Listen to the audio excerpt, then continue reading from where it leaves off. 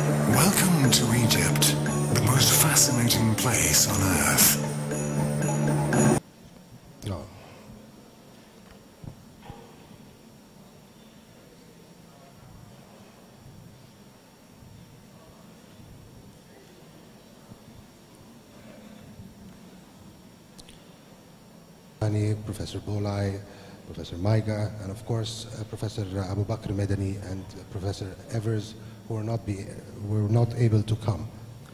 We're really very Vincent, the European Headache Federation, presented by a group and headed by Professor Martelletti, the European Academy of Neurology, the World Federation of Neurology, which is represented by Professor Riyad Gueder, and the Pan-Arab Union of Neurological Sciences, which is represented by Dr. Mohammed Shahab. The conference is also kindly being broadcast by the Ain Shams Virtual Hospital, and Ain Shams University will share its experience with us on the Saturday on third session with Professor Najib Kisani telling us about telemedicine, Professor Tamra Amara and Shahnaz Helmi. What I'm going to do is just go through the the conference schedule very quickly and then leave the professors to speak. Headache, of course, the cliche in any meeting is to speak about how it all started in Egypt. And I'm going to be loyal to this cliche and tell you that headache was mentioned in one of the very oldest papyri, the Ebers papyrus, which was dated around 1550 BC. And it forms one of the basic theories of cephalalgia that contributed to the understanding of headache for 3,000 years. We always get asked by our patients, what starts my headache? And for secondary headaches, we'll hear about from many of our guests. Our most 20 research papers being talked about. We'll have more sessions on interactions with other neurologic disorders, headache in special populations. We also in headache and how to give botulinum toxin injections in headache. Both are very important workshops, and I urge you to attend.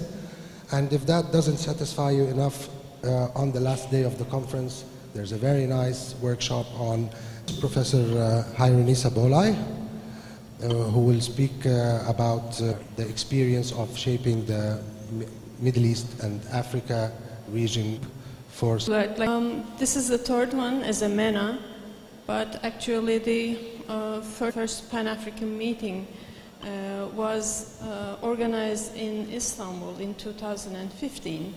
From that time, we together with Dr. Najib from Morocco and Dr. Yusuf and some other people from other African countries try to organize some meetings each year or each other year, more on the focus on educating young people, also getting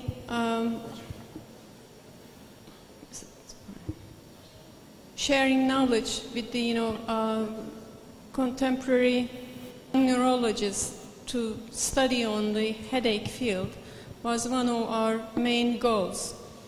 And after the third meeting in Cairo, I think we will continue every year, over every year and a half. Probably the 2020 spring will be the other meetings time.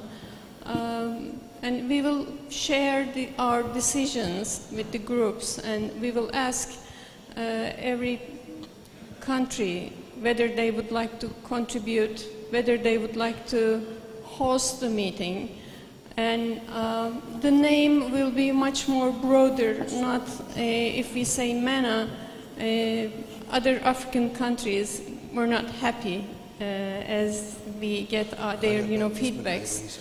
So we are working on the names and the dates of the future meetings, but the next meeting will be April or May 2020, probably in Turkey is the willing country. But then for the other one, we will ask the other people who would like to be the candidate for hosting that meeting. And also, in between, we would like to continue the educated sessions, like headache days, few days to go to a region or to go to a country, and practical and theoretical teaching, because we cannot get all those young people to those meetings. It's better to take the specialists to the countries, to the region, and 2 days of very condensed time of educating, training, and come back. So probably we will also start doing this, and also the website and some educating material. I would like to stop here, and thank you very much for your contribution to the meeting. Thank you. Now,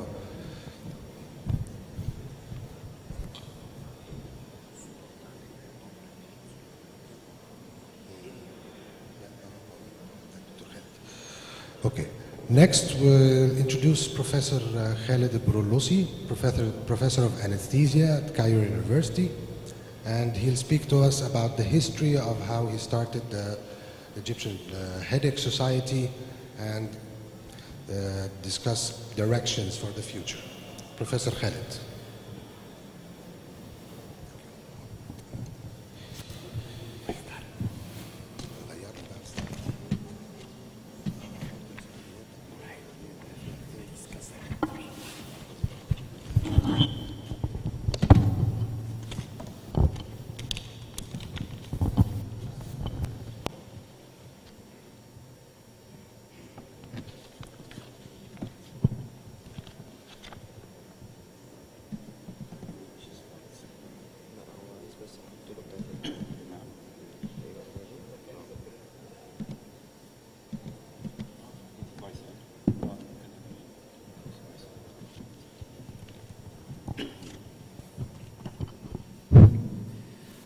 Good afternoon, dear Honorable President of the IHS, International Headache Society, dear Honorable eminent headache experts, dear Honorable colleagues. I believe it's a pleasure of everyone in the field of headache science and practice in Egypt to welcome all of you in the magnificent Egypt. It's especially my honor and pleasure to welcome all of you, and especially the eminent founders and experts who have put through a long journey the foundations of headache science. It's really my honor and pleasure to have with us some of the honorable professors and scientists that when you mention headache, you should remember their names. Please welcome Lars Edvinsson, Sweden, the President of the International Headache Society. Peter Gotsby of United Kingdom and the United States. Stefan Silberstein, America. In a minute, allow me to tell you the history of headache and our efforts in Egypt. The Egyptian Headache Society was founded and supported by the Egyptian Society for the Management of Pain at mid-90s and started to have its local activity. In 1997, the Egyptian Headache Society applied to host the International Headache Congress in Egypt to be held in 2001. And in a while, I'll come to that soon. When the headache chapter of the Egyptian Society of Neurology, Psychiatry and Neurosurgery was founded in one body as the headache chapter and joined efforts for the promotion of science of headache. This now this was in 1997. Up till now, all the congresses, international and local and regional, were held alternatively in trying to host the International Headache Congress. And in this respect, I should honor the unprecedented support of the great Tim Steiner, who was convinced by the importance of moving towards the Mena region and Africa, as we were convinced of that. The honorable members of the executive safe country, and there is terrorism, and we should vote again for hosting the Congress. And this was decided to be voted again during the European Headache Federation Congress in Greece in 1998. And in this Congress, the International Headache Society decided to send before this situation and to inspect the conference center and all the facilities to host the International Congress. It was our great honor to receive the respectable dynamo of the general places, like the pyramids,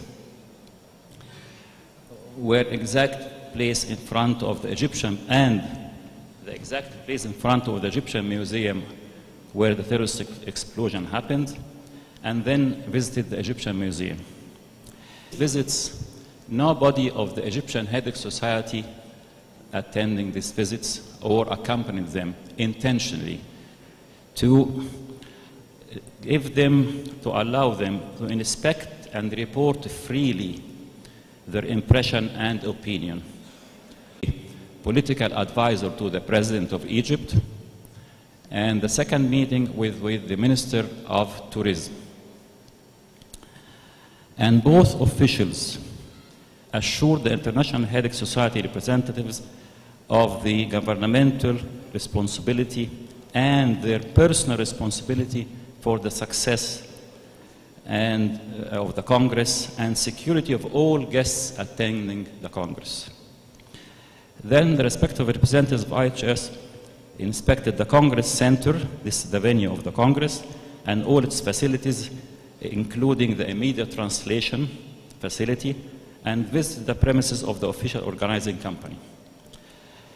During the second voting at the European Headache Congress in 1998, we presented an official letter from the President of Egypt to hold the Congress under his auspices.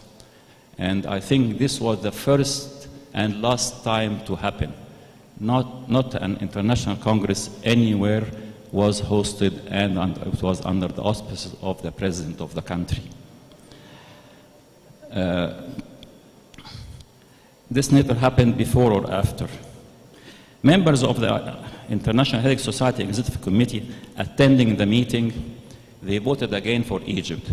But after counting the proxy votes by mail, it was decided to be held in New York in 2001, in June 2001. It was a very special Congress, and we attended this Congress. And less than 3 months later, the very sad terrorist catastrophic attack happened in New York to prove that nobody, all over the world, and help local and regional societies in their efforts for the promotion of the science of headache, management of headaches, and the welfare of headache patients. And as I told you, Professor Tim Steiner also agrees to that, and this was his vision.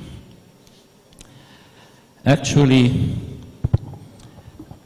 our vision by that time proved to be correct, and maybe after 15 years started to have meetings in the Mena region and Africa, and now in Egypt.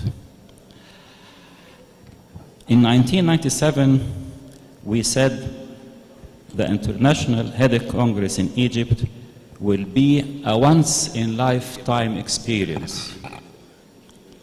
And we are repeating this again. Egypt will apply again to host the International Headache Congress in Egypt again. And it will be also once-in-lifetime event.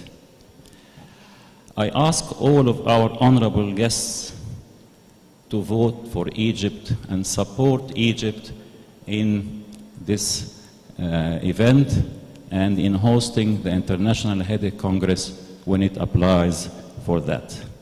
God bless you all, and God bless Egypt. Thank you. Thank you, Professor Borolosi. We'd like to also have Professor Gueder and Professor Mohammed Shihab say a welcome. If you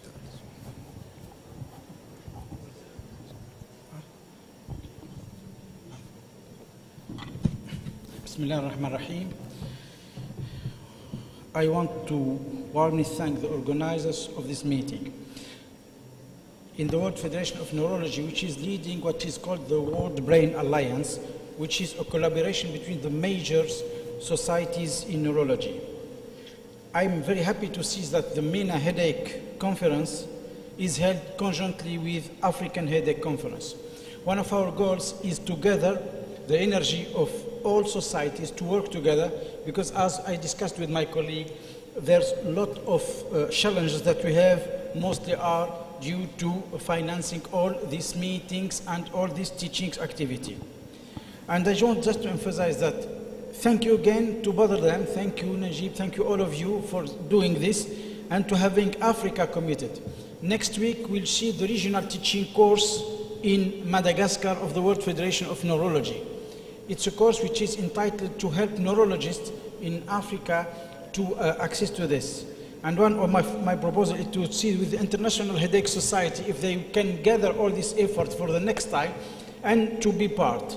MENA region is also helping this, and the first African meeting on neurology of AFAN was held in Tunis conjointly with the Pan-Arab meeting. So this gathering and this joining of all these forces is one of the goals of WFN. All the best for your meeting, and hope to see this gathering again and again on our region. Thank you again. Thank you, Sama, for the kind invitation and implying the World Federation. Thank you, Professor. Professor Guider. Sorry, Professor Mohammed Shahab, sorry. Professor Mohammed Shahab of the Pan-Arab Union of Neurological Sciences.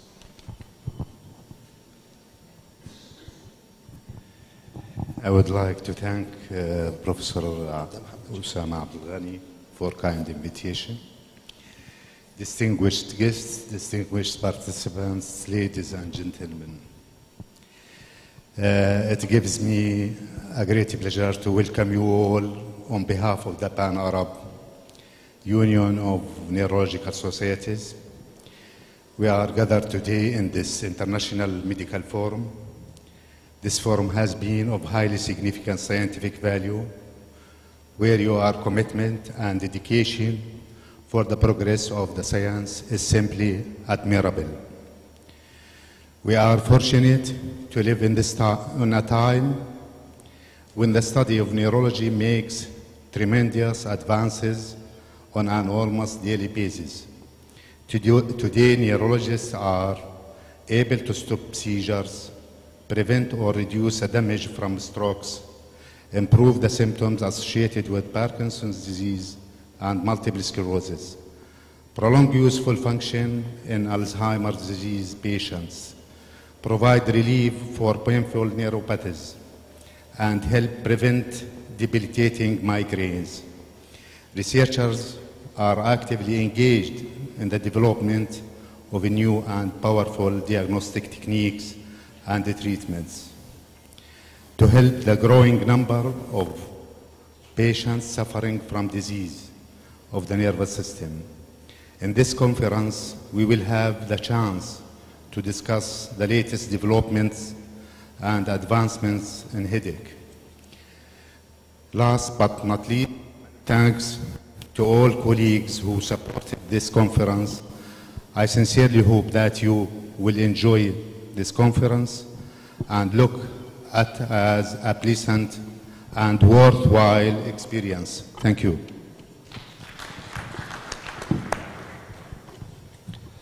Thank you. And we're a bit over time, but we will start with the keynote lectures with Professor Mohammed Osama Abdelghani starting first.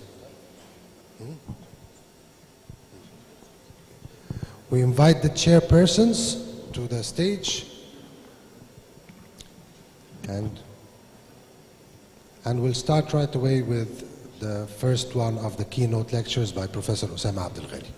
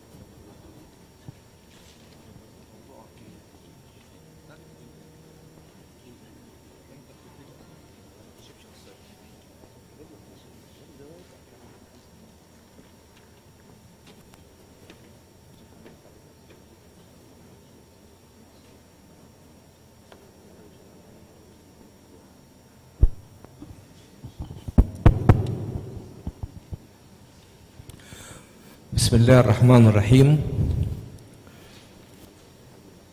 It gives me great pleasure to be here with Egyptian Headache Society and the International Headache Society, Pan-Arab Headache Society. I think this is one of the biggest events which happen in Egypt. I am really happy to introduce to you my dear colleague, Professor Dr. Osama Abdel Ghani, Professor of Neurology in Shams University, Vice Dean of the Ain Shams Faculty of Medicine. I was going to talk about the impact of headache. Is it worth that all? I can't answer this question. I think he will answer this question in a matter of 20 minutes or half an hour. 20 minutes. 15 minutes. Professor Dr. Osama Abdel Ghani. Assalamu alaikum wa rahmatullahi wa barakatuh. Good morning, everybody. I want to welcome all our guests from all around the world and welcome my colleagues from Egypt to this conference. I in fact wanted to raise a question. Is it worth that all? Is it really worth that all? More than 50 organizations around the world, headache organizations, 5 of them in the United States alone. International Headache Society, the president is our guest. European Headache Federation, the president is our guest, with thousands of members and allied organizations. Mena of Headache and its 3rd conference in Cairo with about 500 participants, 16 scientific sessions, 3 workshops, 32 guest speakers, and 26 national speakers. Is it really worth all that?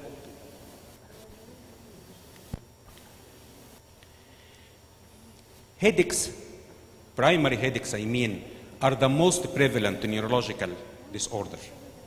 And among the most frequent symptoms seen in general practice, in all our practice, headache is on the 3rd rank of the global burden of diseases by the WHO.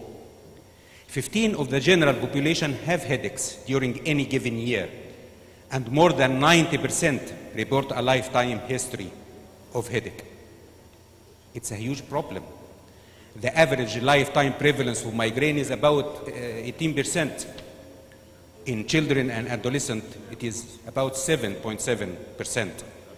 Tension-type headache is more common even than migraine. Prevalence, lifetime prevalence is about 52%. 3% of general population, 3% of the general population have chronic headache. That's to say headache more than 15 days per month. They are the most severely disabled. So the weight of the problem is huge. Let's speak about migraine. Migraine is on the 6th rank of disease causing years living with disability. Over 20% of migraineurs are disabled, and the migraineurs spend about 5% of their lifetime in pain, in attacks. It's a huge burden. The sex ratio for lifetime migraine remains stable at 2 to 3 females for 1 male, and is generally consistent across countries. Cluster headache is more common in males, while tension-type headache is equal between the 2 sexes. Only familial hemiplegic migraine is due to mutation in a single gene. The results of twin studies suggest a genetic factor underlying approximately 1/3 of the familial clustering of migraine. The common forms of migraine are complex genetic disorders where multiple genetic polymorphisms determine a genetic threshold. Also, migraine is strongly associated with many problems, many diseases, like mood disorders, allergies, chronic pain disorders like fibromyalgia, and epilepsy, of course. Migraine with aura is a risk factor for ischemic stroke and silent brain lesions on MRI, particularly in women with frequent attack. And this raises a very big problem in differential diagnosis. Some other rare diseases like multiple sclerosis, for instance. Anxiety in children is associated with a subsequent development of headache in young adulthood, and symptoms like cyclic vomiting and somnambulism and travel sickness in children are in fact considered a migraine equivalent. The cost of headache is enormous. Financial cost of headache arises not only partly from the direct treatment cost, but much more from loss of work time and productivity. For instance, in the United States in 1999, it was estimated the cost of migraine to be $1 billion. In the European Union countries, 15 countries, in the year 2004, the migraine its cost was estimated to be up to 25 billion euros per year, the next highest after dementia among neurological disorders. So the cost of migraine is also very high. Despite the frequency and the burden of tension type headache, many people with headache do not consult a physician for advice. It's a very big therapeutic gap, in fact. For instance, during the last decade, in the last century in the United Kingdom, only 4% of the adults went to their GPs complaining of headache. Not only in the Middle East and in Africa, but also in the United Kingdom. Also, the available prevalence data indicates that headache disorders may be more common in Europe than in other regions of the world. For example, migraine was estimated to be present in 15% of people in Europe, while it is only 5% in Africa. For tension type headache, the difference is bigger. 18% of people affected in Europe compared to less than 30% in Asia and Americas. In Egypt, available data about headache epidemiology are scarce. We have only few studies. I will just give a small flashlight كده notes about two of them. The third will be, I think, presented in a special presentation later today or the day after today, or tomorrow or the day after tomorrow. The first study published by Professor Talawi et al. In 2013, and it was done in one city by the Red Sea Shore in El Qusair city, and the incidence, the prevalence of the migraine was quite lower than the known prevalence for migraine. It was 2.8% only. But in another study done in El Fayoum Governorate, bigger study concentrating more on headache that included 2,600 subjects from both rural and urban areas, and were interviewed with a structured questionnaire developed according to the International Classification of Headache Disorder, and they found this data. The one-year headache prevalence was 51.4%, similar to the international figures, and more in the urban areas. And the most common primary headache type was the episodic tension type headache, like international figures, 24.5%, followed by episodic migraine, 17.3%, which is also similar to the international figures, and both types peaked in midlife. Headache disorders were more common in female, with the exception of cluster headache that showed the expected male dominance. The risk of chronic headache increased more than one-fold and a half when the participants were female, married, and those with higher education. Most important was that the therapeutic gap was quite big. 60% of the participants didn't seek medical advice for their problem, and of course, most of them were coming from the rural areas. The types of headache among the patients complaining of headache was commoner as expected. Episodic tension type headache and the chronic tension type headache together comes next, the episodic migraine and chronic migraine, which are figures similar to the international figures. Have I answered the question? Why all of that? Why we are concentrating on this problem and focusing on it? It's a big international and national problem. We know more focusing on it in the future. Thank you very much.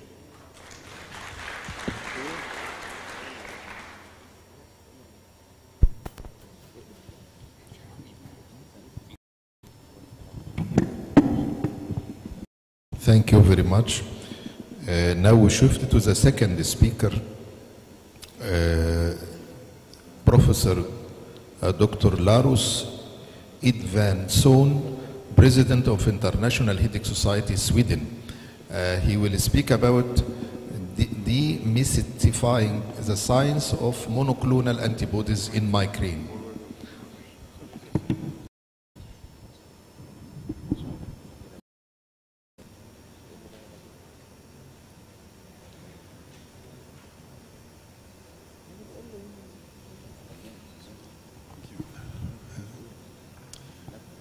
Well,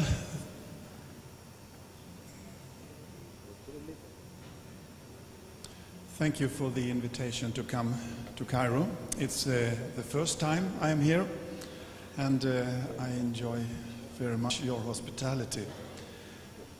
As you can see here, it's a mystic country. So then I had to come with some mystic part of the world, Aurora Borealis. But now we go into the monoclonal antibodies, and can we demystify those? As you have seen over the years, migraine has been either a brainstorm like during 1890s, or when Wolf came into play, it was a vascular disease. Today, we would say that migraine is a brain disorder. Much of the work done by my colleagues demonstrating that already before the attack there are changes in the brain, notably central parts of the brain. We have the aura in some patients. We have then during the pain part lots of areas in the brain that are activated, and finally also in the postdrome. So there's lots of things suggesting migraine starts in the brain. But now we go into the more specifics, and as you can see here, we have CGRP antibodies, and there are 3 of them, and 2 of them have been approved by FDA. We have one CGRP receptor antibody, which is also now in Europe, and actually in my country we can buy it at the pharmacy. But how did we get here? This is the paper I recently wrote for Nature, and you can see that the story started already 1983, and it took till 2018 before we had until you see the fruits. I was fortunate already in 1985 to suggest that this would be important for migraine, that CGRP would be a molecule. And at that time, if you recall, substance P was something that the whole society were working on. And because CGRP did not elicit neurogenic inflammation, it was regarded as not of importance. Oh, sorry. What is this? Aha. So it is the same 2018, as well as in the ganglion, where you see about 50% every second neuron contains CGRP.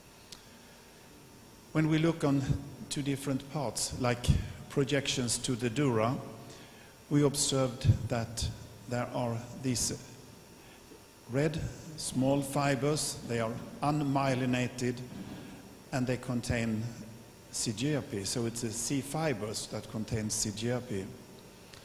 When we continue our work, when we got the receptor antibodies, we could verify that in the myelin containing fibers, you can see the myelin, that's the green parts outside of these fibers.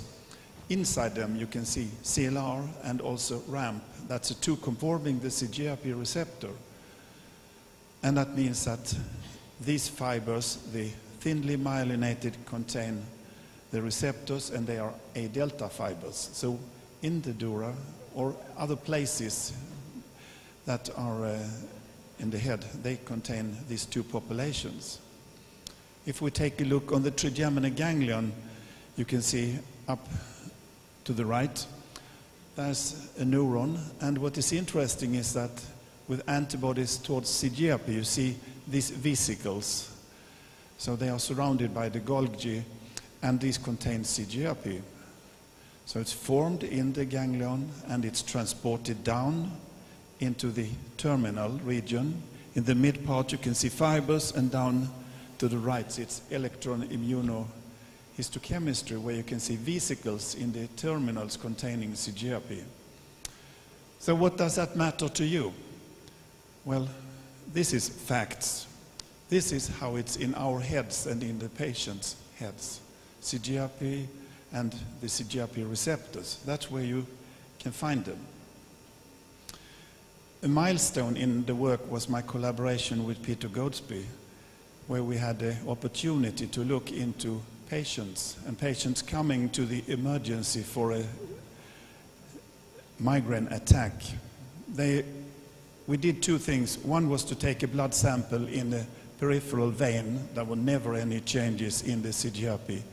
Only when we went to the jugular vein, so we took a sample from the neck. That was always, when they had their intense headache, release of CGRP, whether it was migraine with or without aura. We also studied at the same time VIP from the parasympathetics. We studied substance P, and we studied NPY, which is a peptide from the sympathetics. Never any changes in these. And this is some of the diagnoses we looked on. In addition to the two migraines, it was clustered headache and chronic paroxysmal headache. The green signifies where there was release of CGRP that was significant. And you see all these headaches, primary headaches with severe pain, there was release of CGRP. But you can see that VIP was released in clustered headache and chronic paroxysmal headache. And VIP, what is that, you ask? Well, that is a peptide that is located in the parasympathetic ganglia. And what is the difference between migraine and cluster headache? Well, when you look on the face of the patient, your migraine patient is pale, both sides. These patients, they have typical symptoms, the cluster headache, red in the eye, nasal congestion, rhinorrhea, unilateral. And if you do an experiment, you give the patients VIP, you can replicate these symptoms. So that tells us that, again, neurology works very well. We can link the peptide, we can link the symptoms. So then life continued, and actually around year 2000, when people had found out that substance P blockers were useless, they looked for CGRP. The good thing for me was that I had spent 15 years of doing basic research on the CGRP system, so I had already published 50 papers on this when the rest of the gang discovered CGRP. And the first G-paint came across, that was olsegipant, and that was a very good molecule. It worked excellent in trials, but it could only be given systemically because it was a dipeptide. Further work, and you know that very well, that Merck developed a large series, and one of these was telcagepant, which also worked in the clinical trials. It was stopped 2009 because of some patient developed liver issues. This program is now going on, so there are 3 new G-pants, small molecules you can take as a tablet, and these will probably be ready for the approval next. The monoclonal, we did experimental work on the antibody that Teva has purchased, and I was not particularly impressed in my studies, but the work continued, and we have this situation. But the mystery goes on. What is the monoclonal antibodies and how can they be so specific? So I made in black here, you can see, they are IgG proteins, all of them. Different classes, so they are a little bit different. If you look on how WHO named them, you can see that to the left you have, and that is the CGRP receptor antibody. So now you have to learn methodology. They are not excreted into the urine. What happens with them in the body? Well, they are catabolized into peptides and amino acids by the reticuloendothelial ones, as I've listed here. Many of them is what we see in patients if they have metabolic disease, if they are occasions like associated with infection and so on. These are IgG antibodies, so they are not working on that system. How about host-related? Well, what could that be? Well, it would be, and then makes antibodies towards the antibody you have injected. Well, the risk is small. If you have the CGRP antibodies, they are a bit mouse material in them, so that's the reason that could be some antibodies formed, and I have seen some data of the formation of antibodies. It's not been rising. It's been like early in the studies, they come up to a few percentage and then they stay there. For fully human antibodies, the risk is less. So that's a little bit how you can imagine about these antibodies.